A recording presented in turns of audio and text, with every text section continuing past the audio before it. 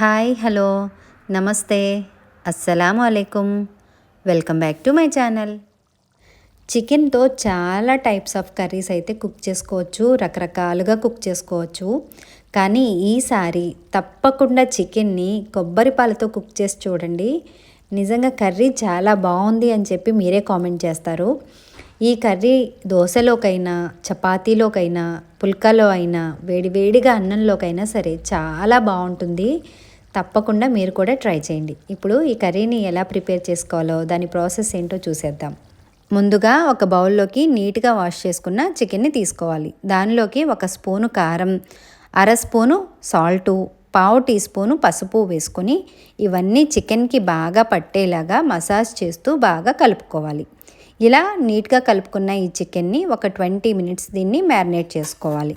ఇప్పుడు ఒక మిక్సీ జార్లోకి ఒక పెద్ద సైజు టొమాటోని ముక్కలుగా కట్ చేసుకొని వేసుకొని, ఒక 6 బాదం, అలాగే దాంతోపాటు ఒక 3 స్పూన్ల కొబ్బరి తురుమును కూడా వేసుకొని, అర గ్లాస్ వాటర్ని వేసుకొని మెత్తగా పేస్ట్ చేసేసుకొని దీన్ని పక్కన పెట్టుకోవాలి.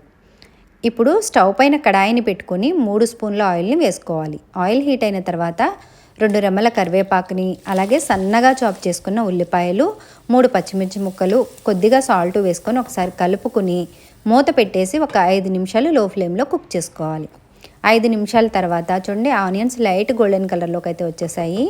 ఇప్పుడు ఒకసారి కలుపుకొని 1 టేబుల్ స్పూను అల్లం వెల్లుల్లి పేస్ట్ని వేసుకొని పచ్చివాసన పోయేంత వరకు ఫ్రై చేసుకోవాలి. ఇది కాస్త ఫ్రై అయిన తర్వాత ముందుగానే పేస్ట్ చేసి పెట్టుకున్న కొబ్బరి, బాదం, టొమాటో పేస్ట్ని కూడా వేసేసుకుని ఒకసారి బాగా కలుపుకుని మూత పెట్టేసి ఒక 5 నిమిషాలు లో ఫ్లేమ్లో కుక్ చేసుకోవాలి. ఇలా ముందుగానే ఆయిల్లో కుక్ చేసుకోవడం వల్ల ఈ పేస్ట్కి మంచి టేస్ట్ అయితే వస్తుంది. 5 నిమిషాల తర్వాత చూడండి, ఆయిల్ సపరేట్ అయిపోయింది కదా. ఇప్పుడు ఒకసారి బాగా కలుపుకొని దీనిలోకి అర టీ స్పూను పసుపు, అర స్పూను కారం, అలాగే 1 స్పూను గరం మసాలాను కూడా వేసేసుకొని ఇవన్నీ బాగా కలిసేలా బాగా కలుపుకోవాలి. ఇవి కాస్త ఫ్రై అయిన తర్వాత దీనిలోకి ముందుగానే మ్యారినేట్ చేసి పెట్టుకున్న చికెన్ మొత్తాన్ని వేసేసుకోవాలి. ముందుగానే చికెన్లో సాల్టు అలాగే కారం కూడా వేసి మ్యారినేట్ చేసాం కాబట్టి సాల్ట్ని అలాగే కారాన్ని కూడా మీరు మీ టేస్ట్కి తగినంతగా అడ్జస్ట్ చేసుకోండి. ఇప్పుడు ఒకసారి బాగా కలుపుకొని మూత పెట్టేసి ఒక 5 నిమిషాలు కుక్ చేసుకోవాలి. 5 నిమిషాల తర్వాత చికెన్లోని వాటర్ అంతా డ్రై అయిపోతుంది. ఇప్పుడు ఒకసారి కలుపుకొని అర గ్లాసు వాటర్ని వేసుకొని దీంతో పాటుగా 1 కప్పు కొబ్బరి పాలను కూడా వేసుకోవాలి. ఈ కొబ్బరి పాలని ఒక ఫుల్ కొబ్బరికాయని మిక్సీ జార్లో ఒక అరకప్పు నీళ్ళు వేసి మెత్తగా పేస్ట్ చేసుకొని ఒక క్లాత్లోకి స్ట్రెయిన్ చేసేసుకుంటే కొబ్బరి పాలు అనేవి వచ్చేస్తాయి.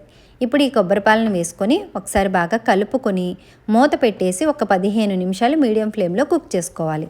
15 నిమిషాల తర్వాత చూడండి, గ్రేవీ అనేది కాస్త థిక్గా అయింది కదా. ఇప్పుడు ఈ కన్సిస్టెన్సీలోనే సాల్ట్ను కూడా అడ్జస్ట్ చేసుకోవాలనుకుంటే అడ్జస్ట్ చేసుకోండి.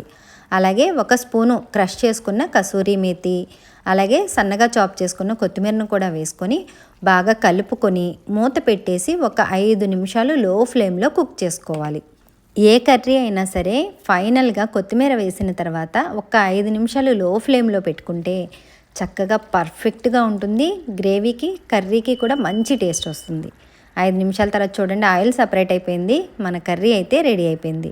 ఇంకా దీన్ని సర్వింగ్ బౌల్లోకి తీసుకొని చక్కగా దోశతో కానీ చపాతీతో కానీ తింటే చాలా అంటే చాలా బాగుంటుంది. మీరు కూడా తప్పకుండా ట్రై చేయండి. నేను చేసిన ఈ రెసిపీ మీకు నచ్చిందని అనుకుంటున్నాను. నేను చేసిన ఈ రెసిపీని లైక్ చేయండి, అలాగే మీ ఫ్రెండ్స్ అండ్ ఫ్యామిలీతో షేర్ చేసుకోండి. ఇలాంటి మరిన్ని టేస్టీ రెసిపీస్ కోసం నా ఛానల్ని తప్పకుండా సబ్స్క్రైబ్ చేసుకోండి. Thank you. అల్లా హాఫీజ్.